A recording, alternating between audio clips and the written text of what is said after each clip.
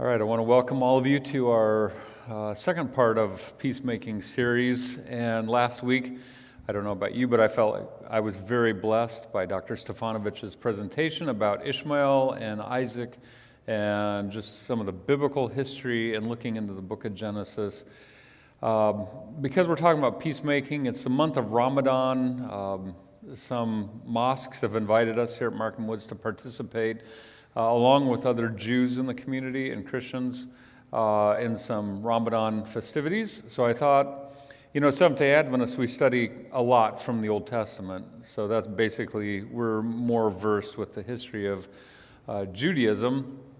But I found that I will just say this, all Americans and all Adventists I've met here in North America are fairly ignorant of Islamic history. And we'll look at that tonight and why that is.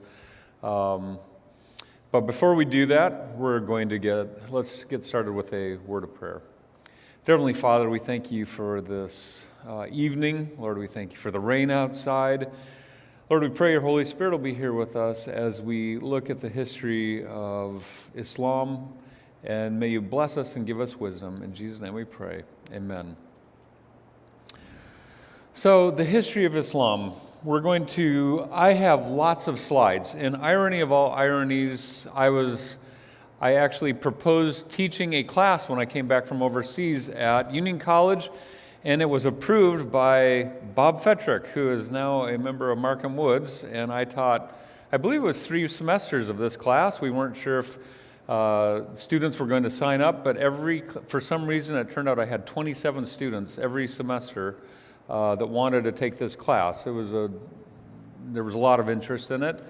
So I have picked slides out of a semester's worth of lectures on Islam. So this will be the equivalent of drinking, like a drinking fountain out of a fire hose. I don't recommend that you take notes. Just stay with me. I'm going to give you a narrative. It is being recorded. It will be on our YouTube webpage. You can go back. You can look at it if you get confused. But we're going to find out why there are Sunnis and Shias in the world. What is the basis of Islam? What happened during Muhammad's lifetime? And why do Muslims talk about Muhammad so much? And then we're going to look at the history of it and why has Islam had problems with having terrorists in the last 30, 40 to 60 years specifically. So, buckle your seatbelts. I'm not going to take any questions until the end. We'll probably sign off. If you are watching online and you do have a question, I do have on my phone our broadcast, and I can see in the comments section. I will check at the end. If you do want to send in a question, if you're watching this live, obviously, if you're watching it recorded, you will not be able to do that. I won't be able to answer it live, but you can send in your question at the end. So, and I'm sorry, Mark, do you mind turning on the back screen? I didn't do that. And then I'll be able to see what I'm presenting. So, how many Muslims are there in the world? There are 1.8 billion Muslims in the world. So we may not recognize it here in America, but approximately one out of every 4 people in the world are Muslims. So, it's one of the reasons why I wanted to study it. There are only 12 million Jews. There are 1.8 billion Muslims. Roughly 2% of the population of Orlando now is Muslim, approximately 70,000. That's up from 1,000 in 1993. So you can see there are a lot more Muslims around. Again, why should we understand Islam? Well, more and more are coming. This is a map. This is actually from the CIA, and they have just a graph here where they show where Muslims are found. There are 10 million Muslims at that time. This is when there was 1.5 billion Muslims. Anybody know, and you can figure it out by looking at the map long enough, anybody know the largest Islamic country in the world? Indonesia, that's right. Very few people will guess that. Most people guess Saudi Arabia or somewhere in the Middle East. Actually, a minority of Muslims live in the Middle East. You will see between Bangladesh and Pakistan, there are almost as many Muslims in those two countries as the whole Middle East. Only 20 to 30%, depending on how you count, of Muslims actually have Arabic as their original language. Obviously, India has over 130 million Muslims. Even in Latin America, there are Muslims. Sub-Saharan Africa, especially West Africa, there are many Islamic countries. Then you have Afghanistan and China. Did you know that China had so many Muslims? China has 130 million Muslims. So again, most people don't think of Islam as being there in Asia. So just some observations. Muslims are all over the world. They're heavily concentrated in Africa and Asians. And many Muslims, unlike what is normally thought of, live in religiously plural societies. India, China, Sudan. You have South Sudan. Of course, they split up. Lebanon, Nigeria, etc. And here in the West as well. And there are about I forget on the graph, tens of millions of Muslims now living in Europe. Also, and this will affect, as we look especially at modern history, most Muslim nations are former European colonies and have faced or are facing economic and social turmoil, which is never a good recipe for activities that go on in those countries. Here's a map of Sunnis and Shias, and we'll look at the history of why there are Sunnis and Shias, but 80% of all Muslims, that's the light green on the map, is the Sunnis, and Shia is 20% of the Islamic world.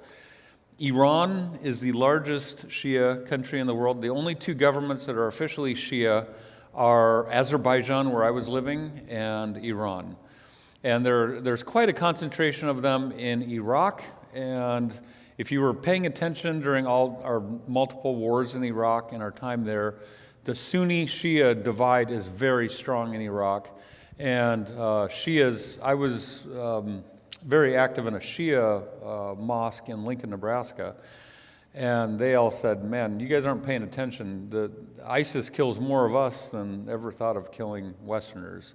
And so these divisions run deep. I would say even in this community, I've sensed that the divisions run deep between Sunnis and Shias, and we'll see why here in a little bit. So who's a Muslim? This is always during the life of Muhammad, they didn't really define it. It happened hundreds of years after Muhammad. It's very interesting. If you look at the history of Christianity, a couple hundred years after Jesus, he had to figure out, well, who are the heretics? And then you start to persecute the heretics. Same thing after Muhammad. And by the way, that doesn't bode well for Seventh-day Adventism after the death of our prophet. Who are the heretics? And you have to figure it out. And every religion kind of goes through that stage. So what did they came up with the 5 pillars. How do you determine who's a Muslim? If you do these 5 things, then you're a Muslim. The Shahada is the confession of faith. That's the entrance into Islam. La ilaha illallah wa Muhammad Rasulullah. You say that, you're a Muslim. There is no God except the one God, the God of Abraham, and Muhammad is his messenger. Second one, they call it salat.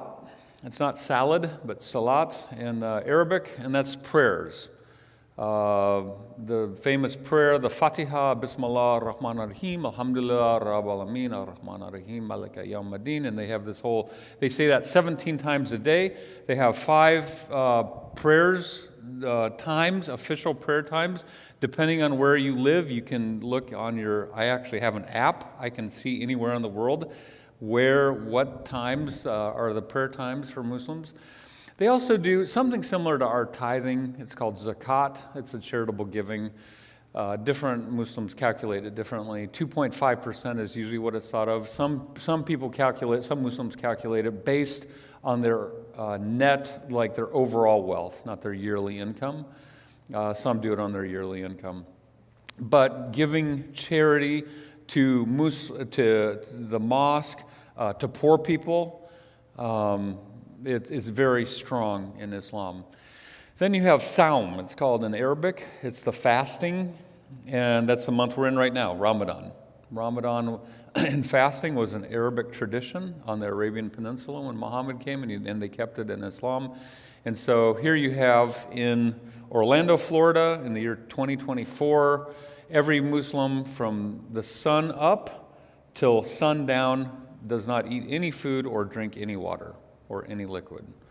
So you eat some food before sundown or sun up, and then, as some of us experienced last night, you eat a lot of food when the sun goes down. I didn't eat until about 1 o'clock this afternoon after celebrating the iftar, they call it, when you break the fast. Then the fifth one is every able-bodied Muslim should go on a pilgrimage to Mecca at least one time in their lifetime. There is a certain time of year, it differs because they're on the lunar calendar, when they call it the big Hajj is, they call it Hajj. And then, or you can do the small Hajj, and that's any time of year. This is a picture of Mecca. That is the Kaaba. Then for you, those of you online, you won't be able to see it, but I have a nice new pointer, thanks to Les and Margaret Hess, that you can all see. And it's green, and I'll tell you why that's significant here in a minute. This is called the Kaaba, the Arabic word for cube. That is the historic place that the Muslims believe that Abraham came and offered a sacrifice with his son Ishmael. And that is a very central place in Islam, and we'll see it here in a minute. This is the Grand Mosque, and they've built up around it. It was not nearly this built up even just 100 years ago. But all Muslims, I actually have an app, and I was showing the people at the table last night. I have an app. I can set my phone anywhere in the world, and I can see exactly where the shortest route over the globe to Mecca is if I wanted to pray towards Mecca. So every mosque in the world, every Islamic prayer, they can use a mat or a map, and they can figure out exactly what is the shortest route to Mecca, and they can pray in that direction. All right, so here's the short little lecture I have prepared for you today. Pre-Arabian history, we'll look at that first, and then we'll look at the life of Muhammad. The life of Muhammad is incredibly important in Islam. Most of what Muslims do and what they practice is based on the practice of what Muhammad did. So if you want to understand a Muslim, you can't understand a Muslim if you don't understand Muhammad and what Muhammad did. There were 4 periods to his life. The Quran is broken up into those 4 periods. You won't find it anywhere that is broken up like that, but they all come from different periods, and I'll talk about that here in a minute. And then we'll just look briefly at the Umayyad dynasty, which actually ties in to St. Augustine, Florida. I'll tell you about that here in a few minutes. And then the Abbasid dynasty, headquartered in Baghdad, Iraq, and the Beit al-Hikmah, they call it. And then the Ottoman Empire after that, leading all the way up to 1922. And then we'll just look at a few issues of modern Islam by just one slide. So again, we're going to move quickly because I had to just go through all these different lectures and just pick the highlights. And if you want, we can talk about things afterwards. So what was happening in the 6th century around Arabia at the time that Muhammad was born? There were 2 main empires, the Byzantine Empire that was headquartered up here in present-day Istanbul, right there by the Bosporus. It was they inherited, they call it the Roman Empire. And even as I was studying about the Byzantine Empire, even they called themselves Rome, even though they weren't Rome. They still viewed themselves as the successor of the Roman Empire. And then you have the Persian Empire. They've been fighting for centuries. They were the big empires. They had wars. They were tired from fighting about the time that Muhammad came around in 570 AD. Muhammad was born here in where this tribe, Quraysh, and you have to know that tribe, Quraysh, he was actually born here. They call it the Hijaz, and he was born in Mecca. And this is the whole, Arabian Peninsula. And I flew one time from Jordan over here to Kuwait, and that's not even the broadest part of it. And I flew for 2 hours in the plane, looking out the window, trying to see anything. I maybe saw 3 trees in 2 hours. It's all sand. And just one little road, and every 50 to 100 miles, you have one little gas station. It is a barren place. So you can see why I believe the Bible, when it calls the abyss sometimes, and we could talk about that later, another presentation, the Arabian Peninsula to the Europeans was the abyss. You hit sand and you're in sand a long time, and you better know your way around, otherwise you're gonna die. So what was going on the Arabian Peninsula at this time? There were Christians on the Arabian Peninsula, and this is important, down here in Najran. And why is that important? Because the Quran talks about Najran. So if you read a Quran, that's why I learned Arabic, and I wanted to learn it well, because if you read the Quran, sometimes it translates it Christians. It's actually not Christians. It doesn't say there. It says Najrani, or Najahin. So it's talking about the people from there. There were also a number of Jewish communities. And again, why was Dr. Stefanovich's presentation important last week?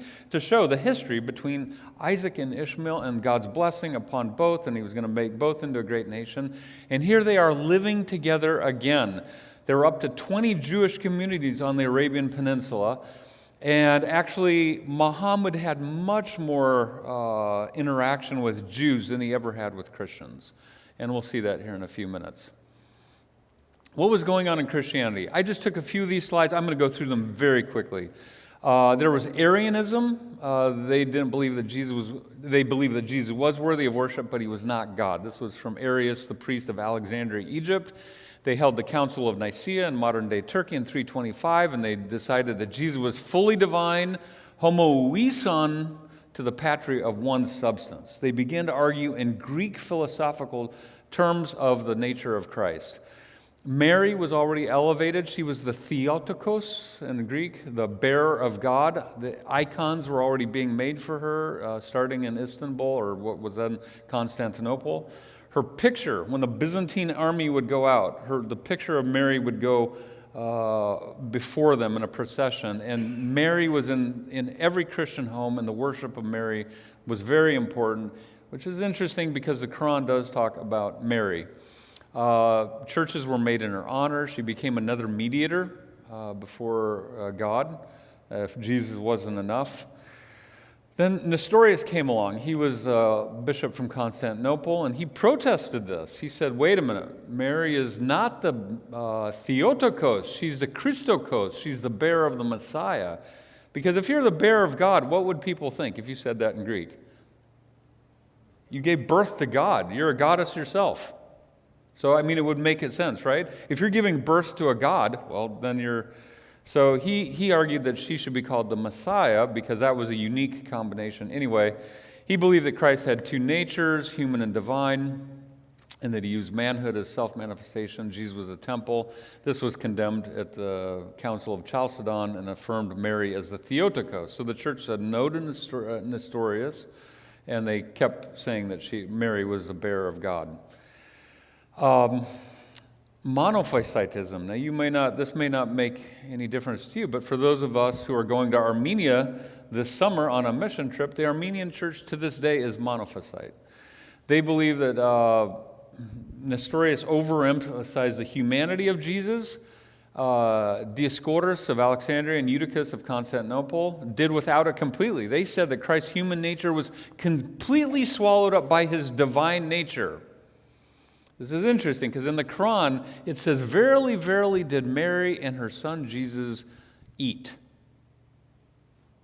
I have never heard any Christians argue that Jesus didn't eat or Mary didn't eat, but there were those type of philosophies going around in Christianity that the divine nature had subsumed the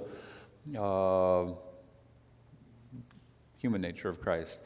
Marcionites, you've heard of Marcion? He came and he said that there were actually two gods. The God of the Old Testament was actually Satan, and that Jesus conquered him and then sat on the throne and became the right God. Then there was the Donatist and Melitian controversies, because there was a whole controversy about 300 AD during time of persecution, right before Constantine came. And some people actually paid other people to offer the incense to Caesar for them. And some Christians said, no, you're betraying the faith. And so then when Constantine came, then there was huge division in the church of all these people that betrayed the faith, and now they want to come back in the church and act like they're all good. So that was a big controversy. I shouldn't have put these in. There were Alkacites in Iran at that time, or Persia, and they still believed in circumcision and Sabbath keeping, and they actually thought the Apostle Paul didn't know what he was talking about. So the Jacobites, mainly in Egypt, declared that Jesus is God himself, and when Jesus was crucified, the universe was without a God, without its creator, and Mary conceived and bore God. Adoptionism. This is interesting because I looked at it in the Arabic in the Quran, and in the Quran it says, if you read it in English, it says God does not have a son. That Arabic word does not have, it is adopt. And there were Christians out there that were saying that Jesus was such a good man that God adopted him and took him into his family and called him his son. Modalistic monarchianism, forget that one. They believe that Jesus and God were just different modes of the same being, that they weren't really actually different beings. And then you have the Coleridgians that believe that Jesus and Mary were separate deities in addition to God the Father. And it is, some say that and this would make sense, right? If Jesus was the Son and Mary is a goddess, that God the Father and Mary had intimate relations and gave birth to Jesus. So again, these are Eastern theories out there circulating around the Arabian Peninsula at that time. What else was going on? This was, for Adventists, we have a very different view of this time period because we believe in the 1260-day prophecy, which began in 538 AD. That was during the time of Justinian. Justinian was the first Byzantine emperor that said, if you kill a heretic, it is not murder, you are only cleansing the empire from evil. So it really isn't that bad to kill those that are heretics. Which, guess where the heretics went? That's why there were so many heretics further and further away from Rome and Constantinople. And guess where they all surrounded? They all surrounded the Arabian Peninsula where Muhammad was preaching, which is very interesting when you look at the story. Missionary zeal was flagging. They were more interested in politics. They didn't care about preaching to new groups. In fact, there was not an Arabic Bible until about the 10th century, 300 years after Muhammad. So when we're looking at the story of Muhammad, please do not think, well, man, he should have just gone down to that nice little Seventh-day Adventist church down the street and, learned truth. And this is 1,000 years before Martin Luther. Just think of that. We're closer to Martin Luther than Muhammad was. So this is, when we call them the Dark Ages, we call them the Dark Ages for a reason. I've thought long and hard about it. This is what I wrote my book on. Where would you send somebody if you wanted them to know truth about the Bible or about God at that time? I don't have a good answer for it because everything I read about the Christians. By the way, this is hundreds of years before the Waldenses. That's the pat answer for Adventists. Well, the Waldenses are another 300-400 years off after this. Again, what I just showed you, the theological controversies, especially on the nature of Christ, they were arguing about the Greek philosophy of his nature, which guess how much of that is revealed in the Bible? Nothing. So they were arguing about stuff that really isn't in Scripture. And then saints and relics were very, very important, and feats of heroism for God. There was one monk in monasticism in Egypt, 20,000 monks. Christian monks were out in the desert, and one guy sat up on a pole for, I think it was 30, 40 years. You remember reading about that, Bob? And everybody was so happy. They'd go up and feed him, and wow, what a great feat for God, out on this pole for decades. So again, this is what is surrounding Muhammad at the time. So he's born here. This is called the Hijaz, as I said. Here's Mecca. Here's Medina. Please know those two cities. If you talk to any Muslim around the whole world, they will know those two cities. Mecca is the center of the religion. Medina became the home of the Prophet. And when we say the city of Medina, it's like the city because Medina in Arabic means city. So it doesn't really make much sense, but Medina Yathrib is actually the original Arabic name. But this is where it's going to center. The rest of Arabia, these were all tribes of Ishmael, hanging out, fighting against themselves for over 1,000 years. 38 some tribes. Not very united, all cousins, all with their chiefs, all kind of getting along, sometimes not getting along. And guess where they used to go to worship their God? Gods, and I add that as the plural. They ended up with 360 gods here in Mecca in the Kaaba. So there were 360 of the gods. Guess who was the owner of the Kaaba at the time of Muhammad came? The Quraysh. It was big business for them. All of Arabia would come to them. They had 360 gods there. And Allah, which in Arabic is Ilah, and it's very similar to the Hebrew, Ilah. So Ilah in Arabic, Al-Ilah is the God. So when you say the God, that implies that there's only one. Allah, because you take Al-Ilah and you take the two L's and you put them together, and that's why you see a little, like a W on the top of Allah when you see it written in Arabic. Allah is the one God. So there were people that were like, wait a minute, how can Allah, the one God, be in a house with 359 other gods? Doesn't make much sense. But the Quraysh, who was Muhammad's tribe, they were making good money off of all the tribes coming and worshiping during times of pilgrimage. And by the way, you can look at, well, I won't get into it. There's a psalm that talks about the pilgrimage to Bakka, and there's a theory that Bakka is actually Mecca. And I don't know if that is related to that psalm in the Bible, but there was a Hanif movement. And this is an interesting thing that in my study of the Quran, because in the Quran it talks about the Hanifs multiple times. And so people wonder, well, what was it? This was a movement. They were not political. They didn't want to get involved in the politics of all the Arabian tribes. They just wanted to worship the God of Abraham, Allah, the one God. This included some of Muhammad's relatives, Warqa ibn Asad, Ubaidillah, and I won't read them all. All of them except Zayd, the last one, Zayd ibn Amr, became Christians.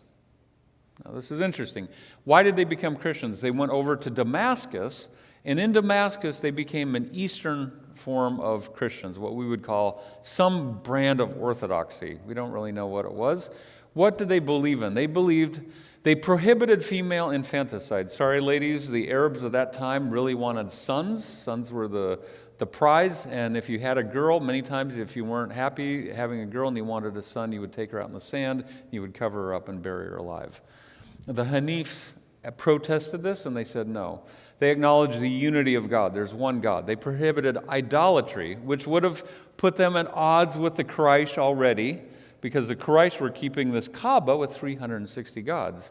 They had a promise of future reward in paradise. They warned of punishment in hell of the wicked, and they warned of God's wrath on unbelievers, people that take these other gods and put them with the true God. And they proclaimed that God was Ar-Rahman. Have you heard that? Ar-Rahman. Many Arabs have this name. Ar-Rahman means the merciful. Ar-Rab is the Lord, and Al-Ghafur is the forgiving.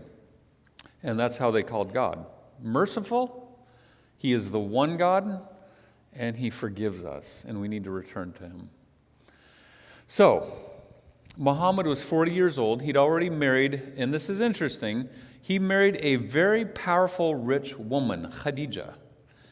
And Khadija, he worked for her, which is interesting because especially if you look at modern Islam and the way view women, the Prophet of Islam, may peace be upon him, was actually married to a very wealthy lady, and she would send him off on trips. But as a Hanif, he would go out and fast during the month of Ramadan.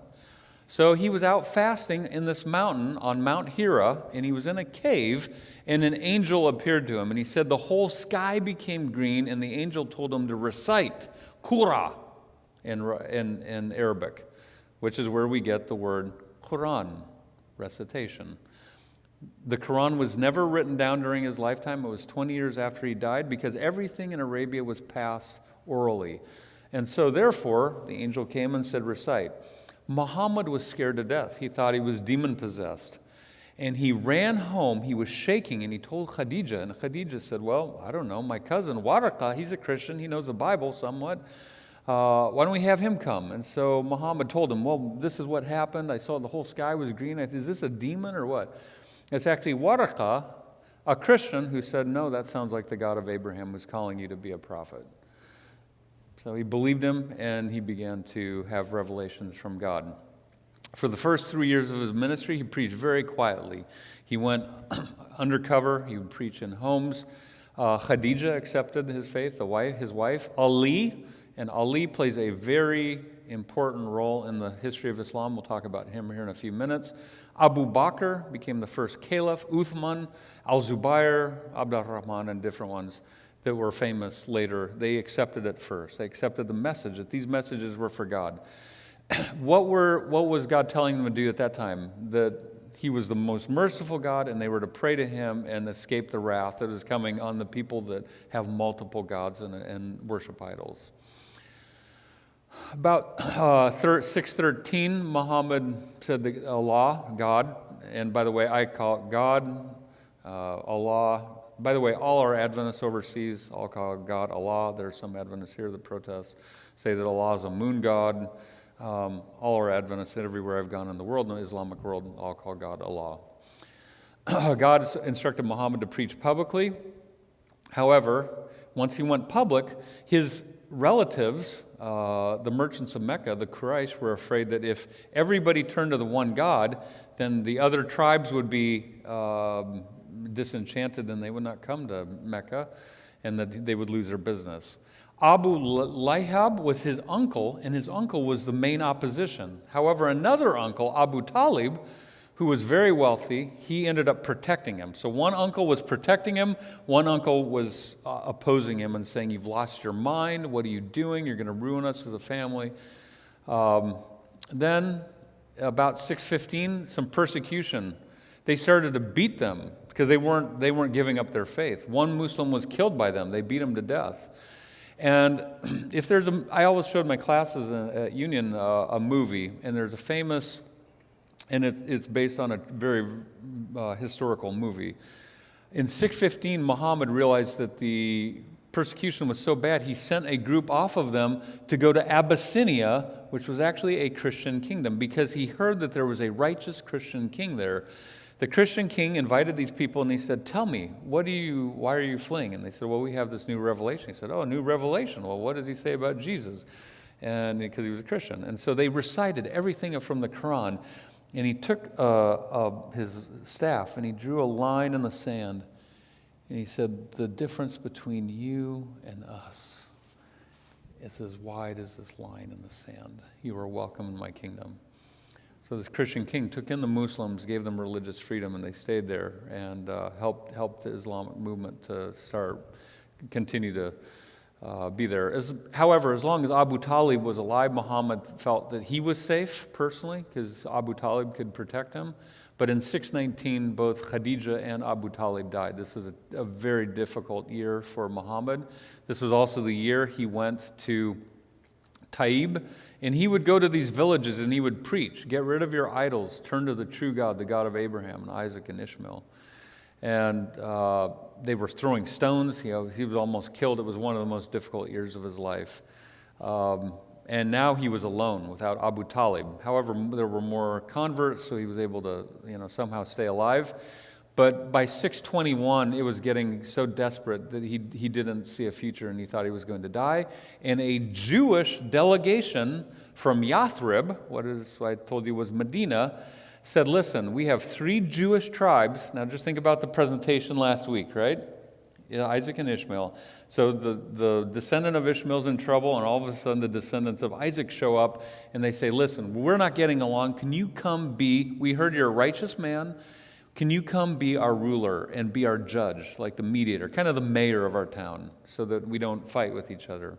He viewed this as God's providence to keep him alive. So he went in the year 622. So if you look at an Islamic calendar, you can take the year that we're in right now and you can subtract 622. Because this is the year they start their calendar. It's called the Hijrah. It's from the same word we get the word Hagar in the Old Testament. Hijrah means immigration. And so he goes on his immigration, and he and Abu Bakr, they barely made it out of the Quraysh heard that he was going to leave. They didn't want him to leave. They wanted to kill him, actually, by this time. But he made it. And as I mentioned, there were multiple Jewish tribes. The main ones were the Aus and Khazraj, but they also had these other tribes. And in the Quran, they're also known as the Ansar, the helpers. So if you ever read the Quran and you see Ansar, these were the Jewish tribes. Most of the Quran was written during this time period. Most of the early, and by the way, the Quran it's not a chronological book like the Bible. It's by length of chapter. So you have no clue when it was written. It's just, and most of the long ones were from this time period when he was in Medina, because he was now not a persecuted prophet. He was the mayor of the city, and he had to talk about living together and rules and how are we going to get along. So what were the features of this new Islamic order? There were three. Muslims were to act as one ummah regardless of tribe. If you became a Muslim, forget your tribe, forget your nationality, you are a brother.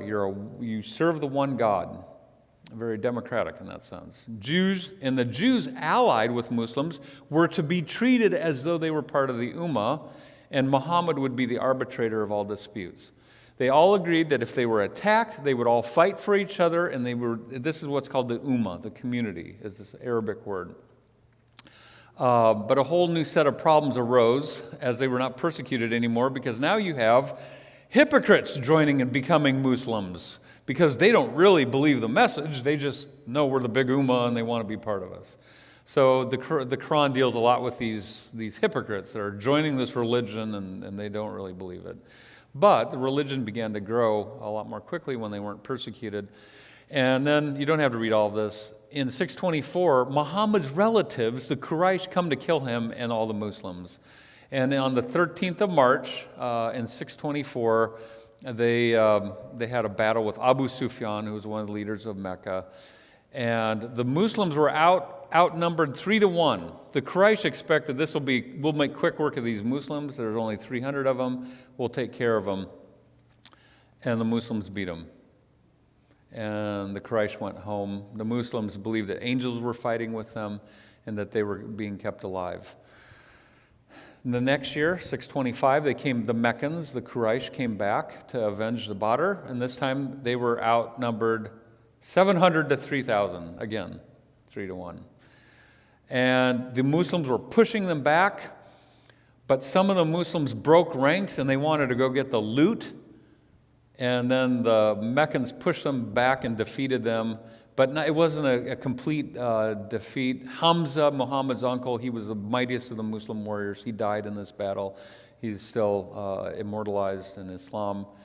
And the Quran, in the third surah, it's called, which is the third chapter, it states that this was a lesson for all the Muslims, not to worry about loot of war, but to worry about fighting for God and His cause and for justice. Then the last battle between the Quraysh was 627. They came with a force of 10,000 soldiers. So it went from 900 to 3,000 to 10,000.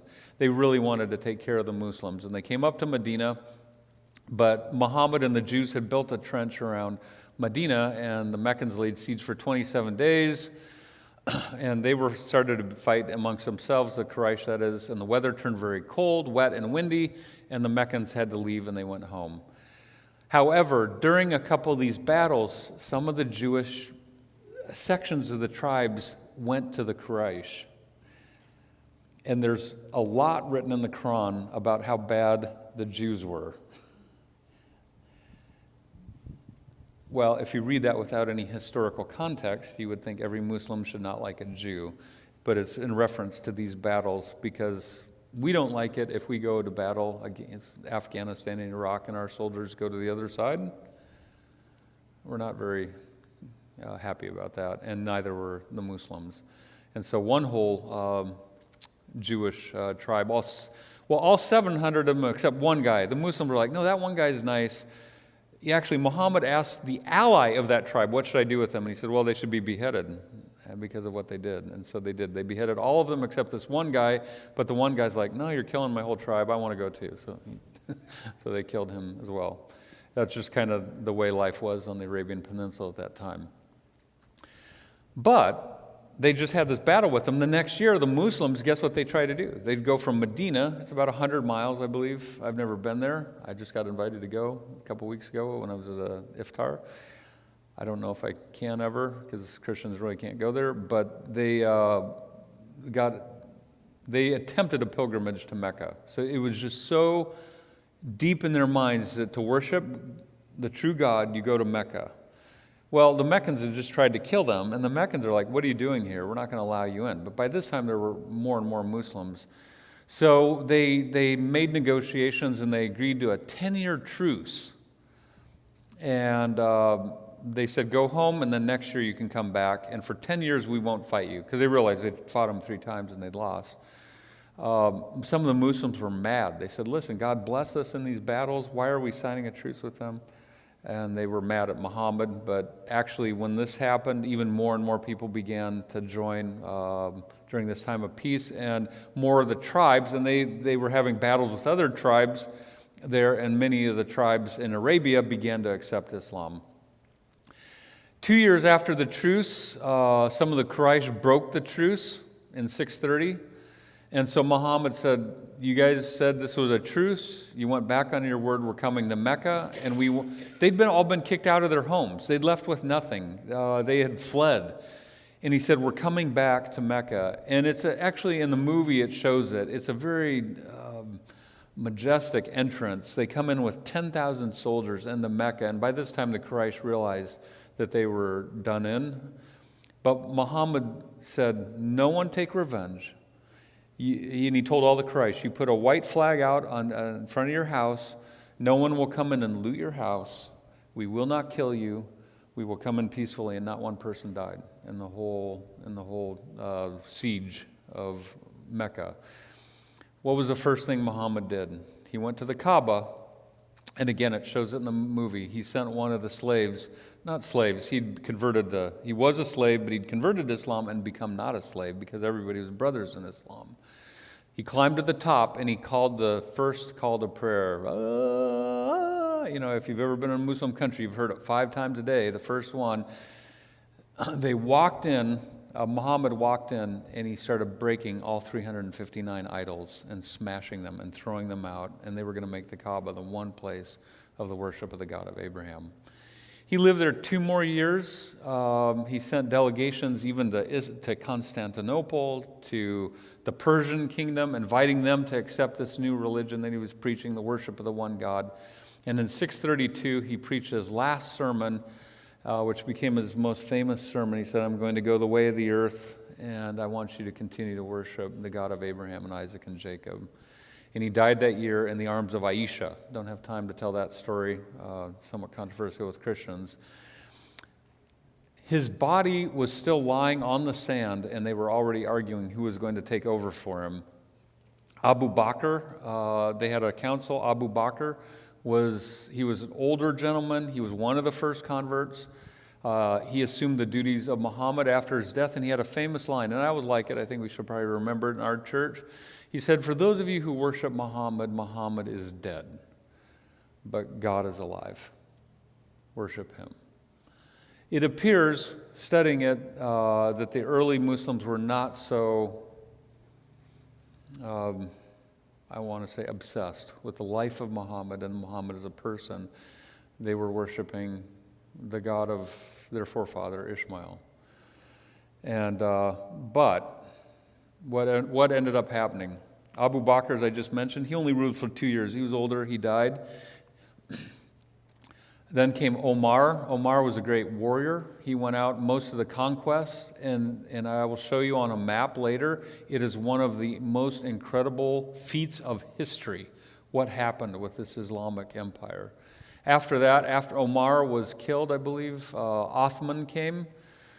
Othman was fairly nepotistic. He put all of his friends and relatives into posts around. Some viewed him as corrupt. He lasted 12 years. He was the one that said, listen, because they had people that memorized every word that Muhammad had said. And they started to argue about, well, no, Muhammad said this, no, Muhammad said that, no, Muhammad said this. he said, we need to figure out what he did say. And so he actually authorized the collection of what we call the Quran. So the Quran is actually from the time of Othman. So that's 20 years after Muhammad had died. And actually the first Quran actually was in Tashkent, Uzbekistan. They ended up taking it there during the time of Tamerlane. Then came Ali.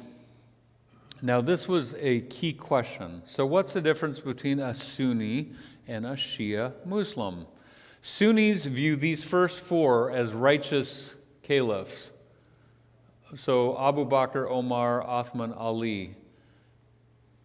Shia do not. They say these first three, Ali was the youngest. He was the first convert of Islam. He was overlooked, and Abu Bakr was made the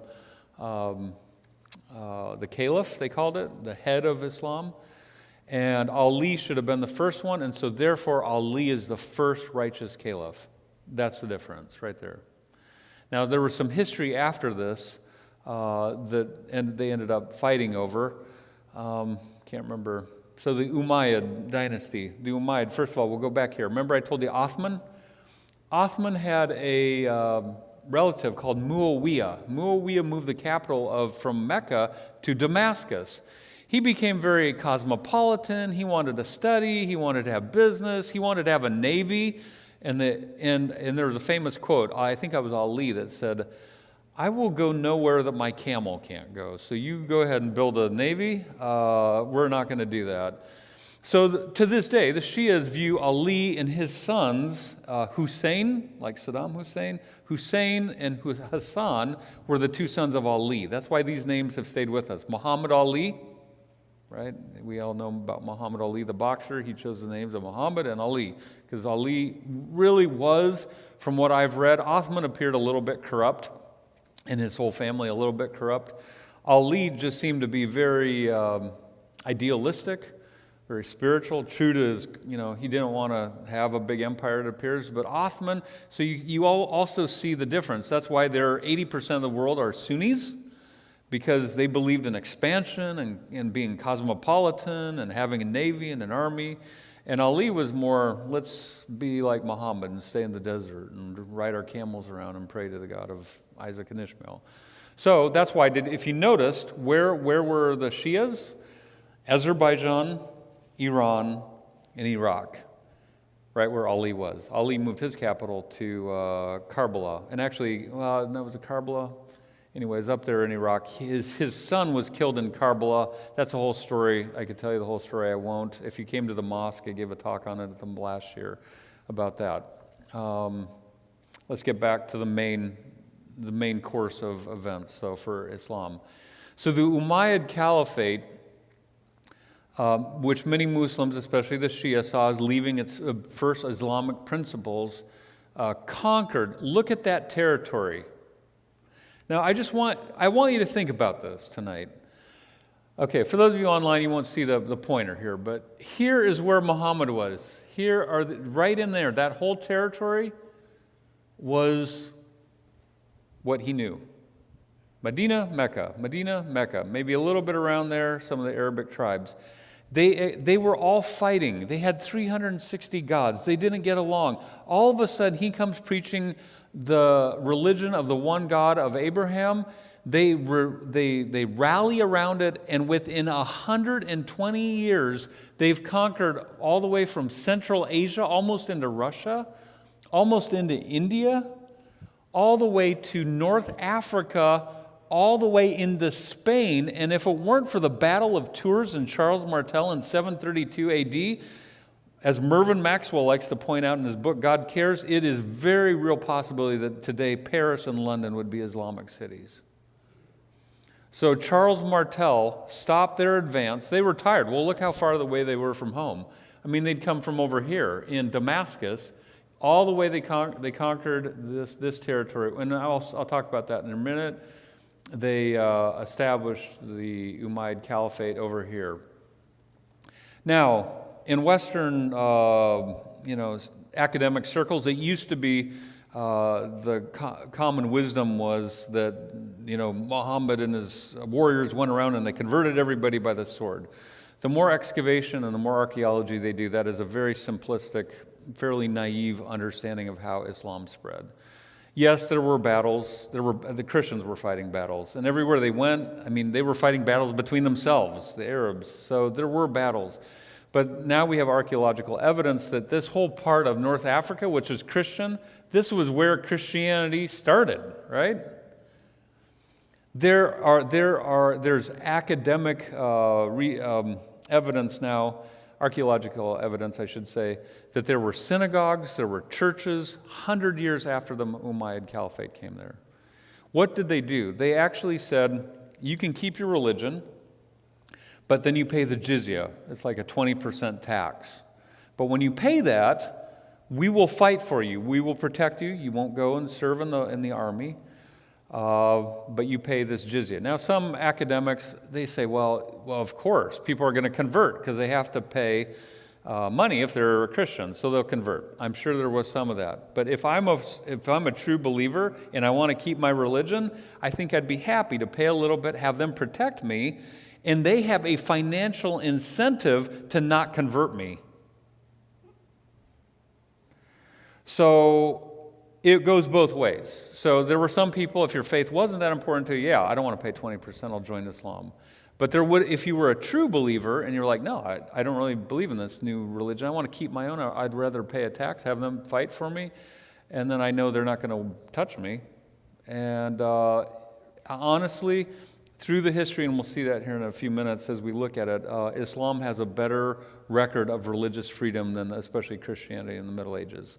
And especially for Jews and Christians. The Quran is very respectful. It tells all the stories of the Bible. It assumes that it tells the story of the creation of the world in 6 days. It tells about the Sabbath. It tells about David and Noah and Solomon and Jesus and Mary. Jesus, there is no one like Jesus in the Quran. No one. He was born to a woman who had no relations with a man. And I checked every time, and he refers to Jesus as the Messiah 12 times in the Quran. And I looked it up. Each one of those was from a time when he was in Medina, surrounded by Jews. In fact, there are some scholars that think that the Jews started to sell him out in battle because they thought he was a Christian. And there's some academic research now that actually believes that most of the Christians at that time, that's why I showed you all the different theories about Christianity and Christ, that actually most people just viewed Muhammad as a fellow Christian. He's just another branch, whatever, because there were so many branches of talking about Christ.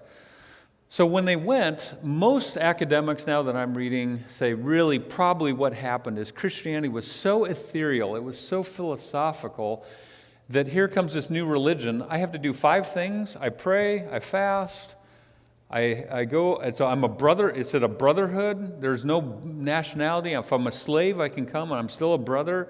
I can bow down to the one God. And by the way, when you pray, if you go to a mosque and you pray with Muslims, you actually pray shoulder to shoulder. You have to touch a shoulder.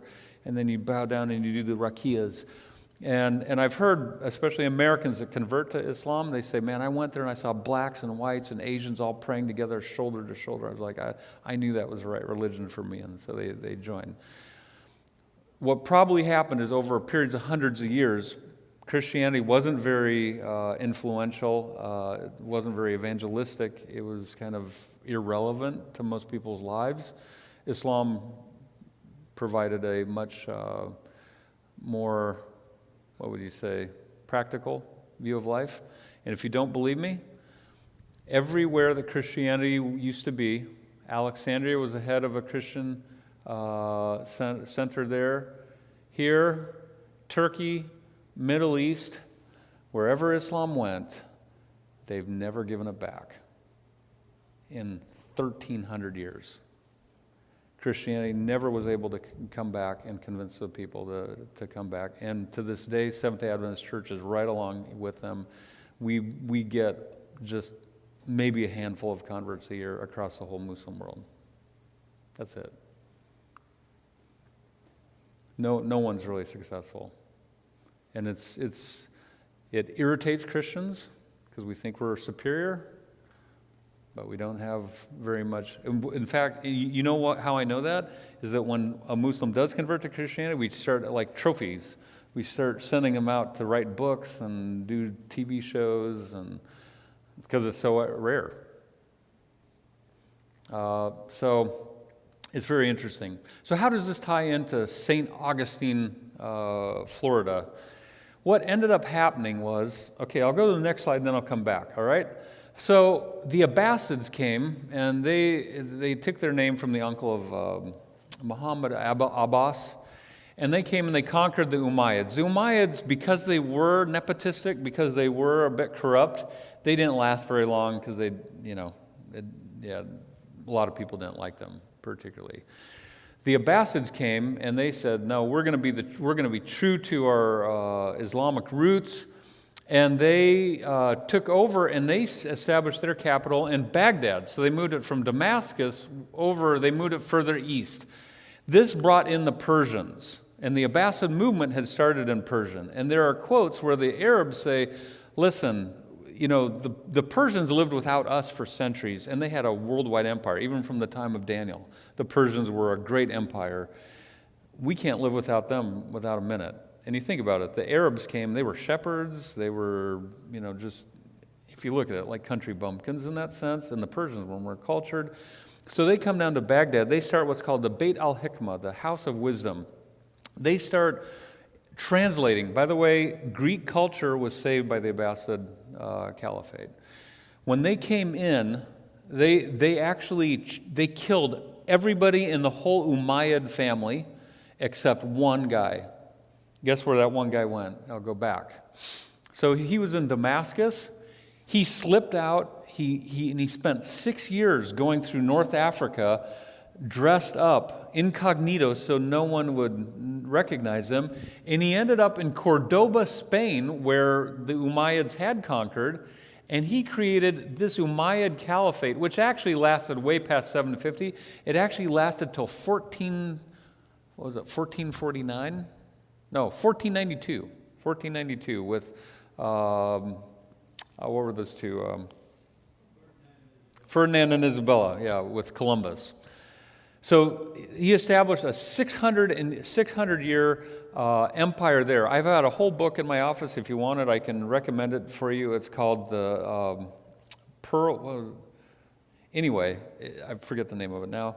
But it describes the civilization they were able to build. It was wonderful. Arabic was a language of science. They were translating. They were doing theater. They were studying agriculture. They were studying architecture. They were studying mathematics. And all the Christians are just these hillbillies.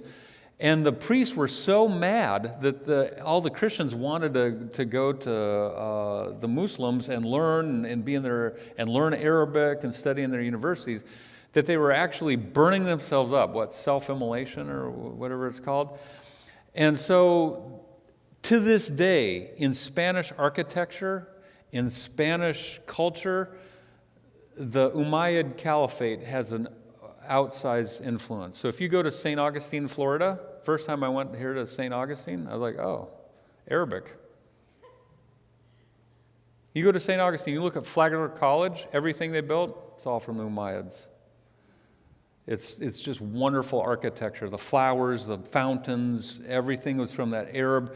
In fact, the Umayyad, I forget his name, Ar-Rahman, I think was his name, Rahman. He came over and he wanted it to look like Damascus. So the great Mosque of Cordoba, which I think they made into a church, all those cities, Seville, they created quite a civilization there. And then they eventually, it's a long story, they ended up in Al-Andalus, the Andalusian, the Alhambra. And that's what Flagler wanted his buildings to represent, to look like, was the Alhambra in Andalus. But again, it was all from the Umayyads. So the Abbasids, they were like, okay, Rahman, you can have Spain, that's fine. They didn't even go there. You see, this is where they ended, here in North Africa. So Rahman is over here for this whole time, or his empire. But they kept this whole portion of the Islamic empire, and this was called the Golden Age of Islam. There's a saying of Muhammad, the ink of a scholar is more holy than the blood of a martyr. And so they really viewed education as the epitome of what their religion was teaching. So they delved into science. Anybody here like algebra? Arabic, algebra. Chemistry, it came from alchemy, but then it became known in the Middle Ages as kind of wacko chemistry when they were looking for, all these kind of valuable stuff. But alchemy was just chemistry. They studied chemistry. Algorithms. Alcohol was discovered by the Arabs. Baghdad in that day, I went into a museum in Istanbul. They had a psych ward in their hospital in the 10th century. They were doing eye surgeries. They were literally working on the eye. Most of astronomy, the foundation for Copernicus and all the European astronomers was set by the Muslims. Why was that important to Muslims? You have to figure out where Mecca is.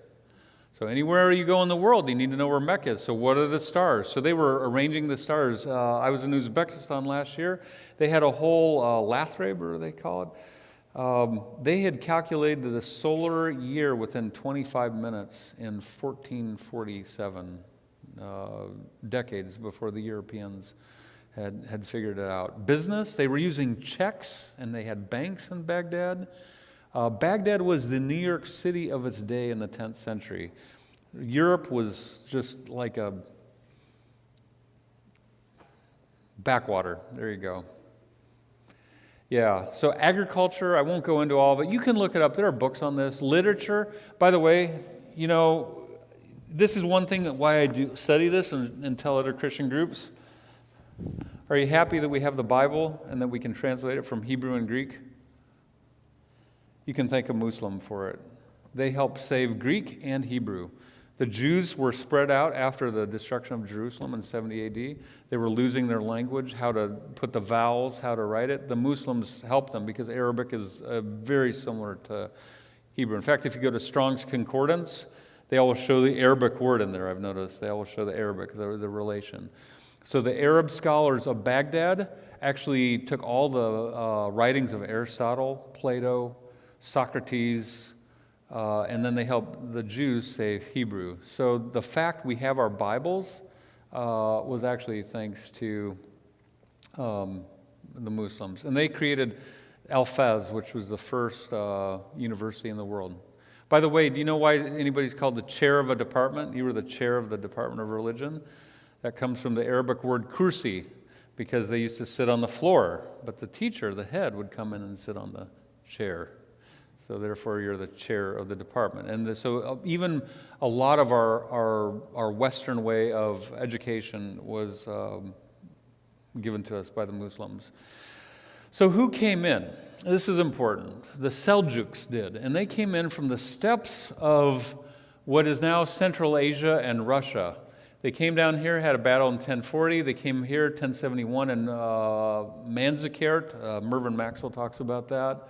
And they flooded into Turkey. They became what we know as the Turks. But this is why, to this day in Central Asia, if you learn Uzbek language, if you learn Kyrgyz language, if you learn the Kazakh language, and I was in Azerbaijan, the Azerbaijani language, they're all related to Turkish, and they're all very, very similar.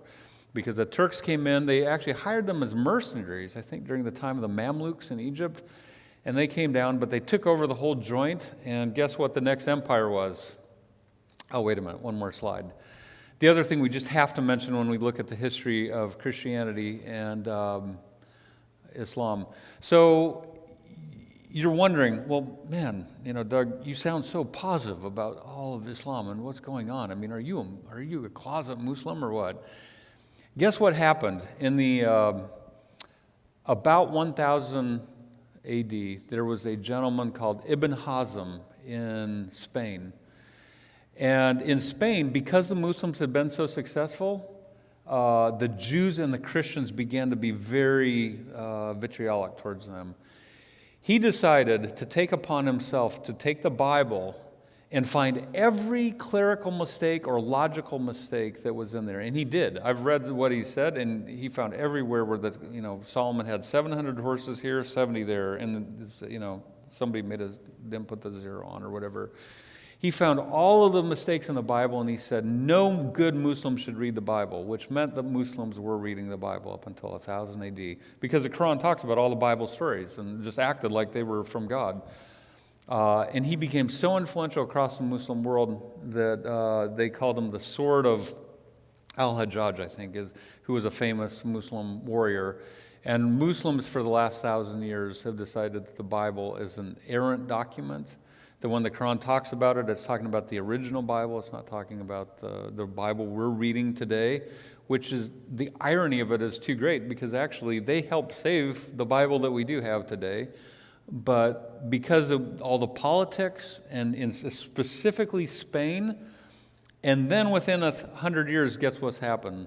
Guess what happens? The Pope says, hey, you'll all go to heaven if you go fight the infidels in the Holy Land.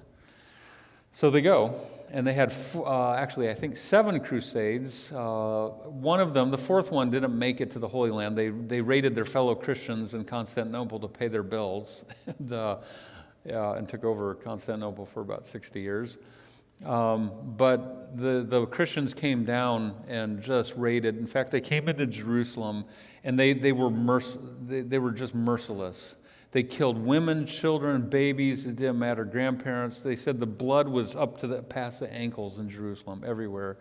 And they came in and they thanked Jesus that night, and at the hill where Abraham was going to offer Isaac, and they thanked Jesus for this great victory over the infidels. And it's interesting, actually, if you read the Islamic sources from it, the Muslims were fighting. The Seljuks were, they were kind of divided by this time. The Abbasid Empire was showing cracks. And they talk, to this day, Catholics are called Farangi in Arabic, associating them with France. The French soldiers that came down for the Crusades were so uncouth, and these Muslims were so civilized that they were like, who are these barbarians coming? I mean, these Christians. Everything we think about Muslims now, it was like totally flip-flop back then. And it's just interesting reading and seeing how times change, and just how Islam was at a higher level of civilization than we were at that time. And our relatives, especially the French, for some reason the French, because the French were the protectors of Catholicism from the 7th century, they just are not thought of very highly in the Islamic world. So, but the Crusades are alive and well in the minds of Muslims across the world. When they talk about them, it's like it happened a few years ago, not almost 1,000 years ago. So again, a huge divide between Christianity and Islam. So who took over after this? So the Abbasids fade off the scene. Baghdad, they were having fights. The Turks actually came down. They were not worshipers of the one God. They were, like I said, they were from the steppes of Asia. They were more along the line. They were nomads, more along the lines of Genghis Khan and Tamerlane. And they came down. They accepted Islam. And within a few hundred years, they took it over. And in 1299, I have a whole book again in my office on the Ottoman Empire, where Othman, he was about 50, 60 miles outside of present-day Istanbul. He had a dream, and at night, he was lying there in his tent, and he saw a tree bust out of his breast and became this huge tree, and the birds came and perched in the tree. And he couldn't figure out what it meant. So he asked his imam, his Islamic pastor, and he said, what does this mean? And the imam said, it means you're going to have a great empire, and that you will provide shelter for other nations. And so the name of the book is The Dream of Othman. And this was the dream that spurred on the Turkish tribes around there, and they began to attack Constantinople, and eventually, after about 150 years, they took over Constantinople, and again, they never gave it back. 1449, it's been Istanbul, and it's been the center of what became the Ottoman Empire, and this was the Ottoman Empire. You see here, made it up to the doors of Vienna. At the time of Suleiman the lawgiver. This is very interesting. I read, it was interesting, one of the first people that came to see him, and they have there in Istanbul, if you've been there, the Topkapi Palace. Anybody been there, Topkapi? So they came to Topkapi, and they asked, one of the guys who had studied the Quran said, I think we should make Jesus the main figure of Islam, because he's the main figure in the Quran, and Suleiman killed him. said, no, you're a heretic. You want us to become Christians, because they were fighting against the Orthodox and the Catholics. And but overall, other than not accepting that, he was known as a fairly righteous guy, and he was Suleiman the lawgiver. And by the way, as Dr. Stefanovic mentioned, where he's from in Bosnia, that was here under the Turks. I was talking to actually Martin Doblmeier's wife, who's from Bosnia. And a lot of the words I've been learning in Turkish and heard the words she uses are the same, just because from all those years of being under the Ottoman Empire. But guess who this really helped? The Grand Mufti of Wittenberg, as Suleiman liked to call him, Martin Luther. And Martin Luther began to preach, and Charles V, the Holy Roman Emperor, wanted to kill Martin Luther, and he made it his goal. He told the Pope, I'm going to make it my goal to get rid of this infidel, Martin Luther. And guess who shows up at that exact time? Suleiman on the doors of Vienna, and Charles V has to go fight against him. So again, we can thank Islam, and especially Turks. I always tell my Turkish friends, thank you, because I wouldn't be a Protestant. Most historians say without the Turk, there is no Protestant, or no Lutheran at least. So the Ottoman Empire lasted all the way up, I didn't put this down, 1922, Ataturk. The father of the Turks came, and it was a caliphate. So up until this time, all the way from the time of Muhammad, you have Abu Bakr, then you have the Umayyad dynasty, then you have the Abbasid dynasty, then you have the Ottoman Empire. You have 1,300 years where one governmental head speaks for all of Islam.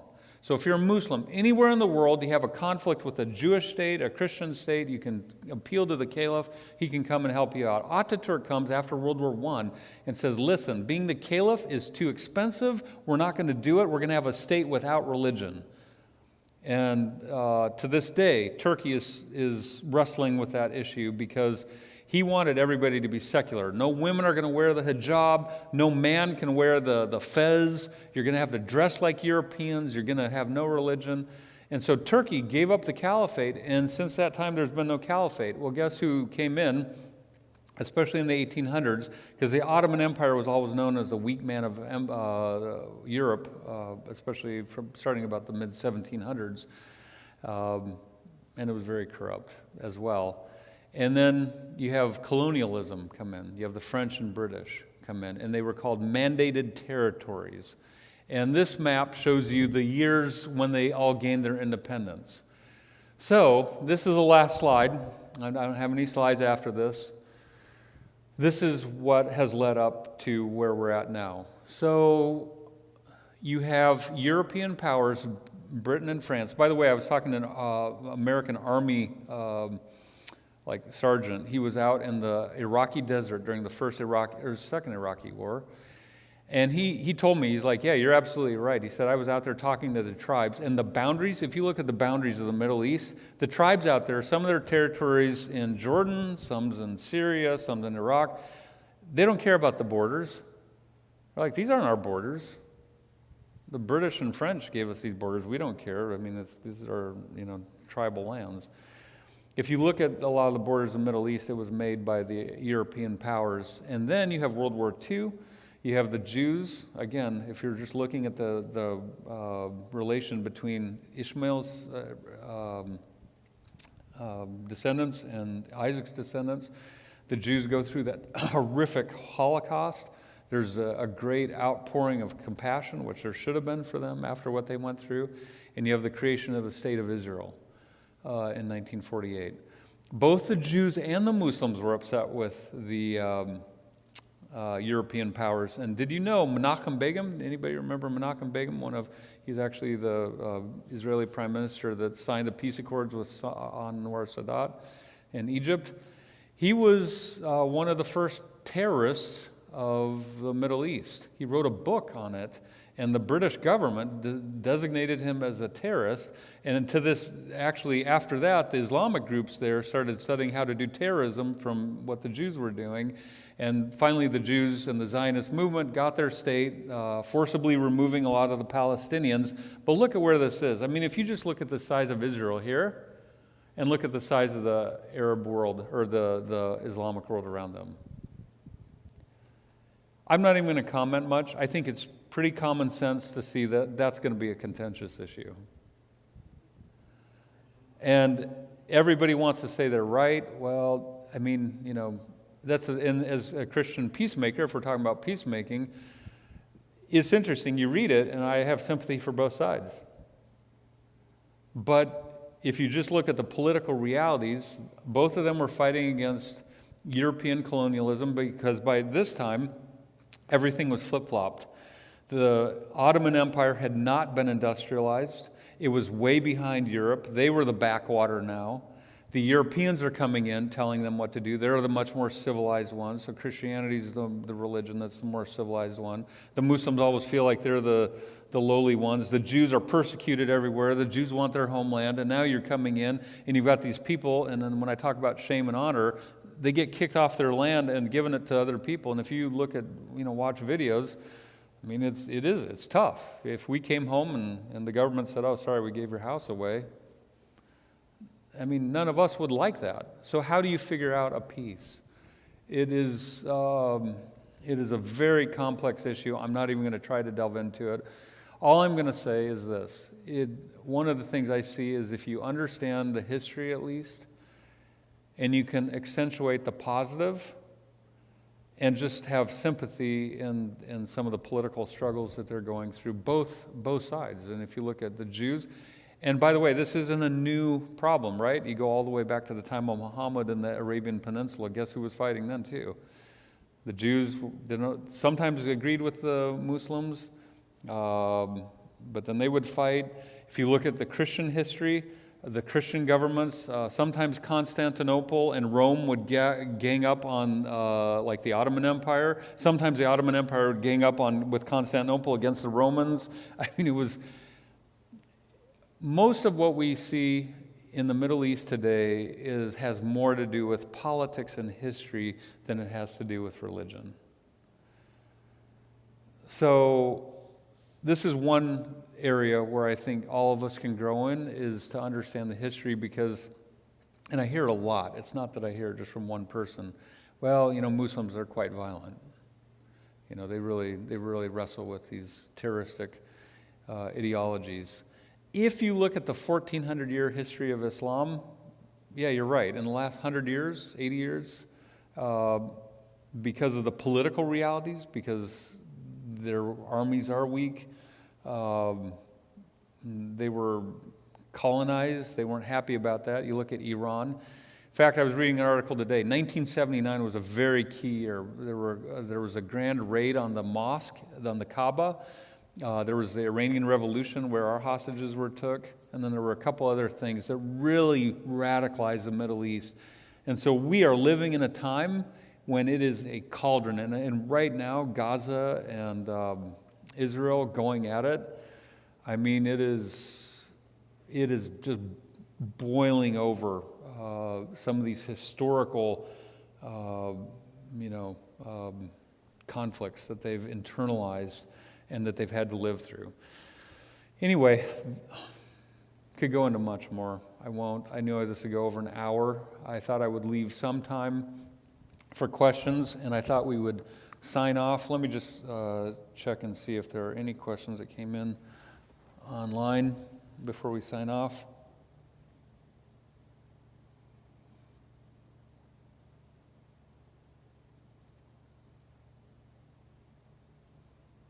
Yeah, there's a question here. How geographically was it decided that the Hajar al-Aswad or Black Stone where Abraham made the sacrifice was actually at that exact site in Mecca?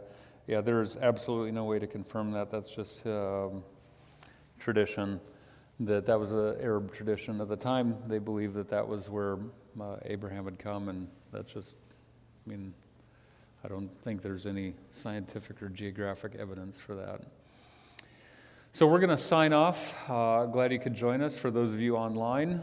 And actually, Mark, if we could get maybe one mic out, and then if anybody has any questions or you want to have any discussion, we can do that. So thanks for joining us. And this is the last part of our series.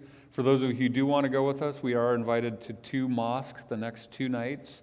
You can send me an email if if you want more information on that. So.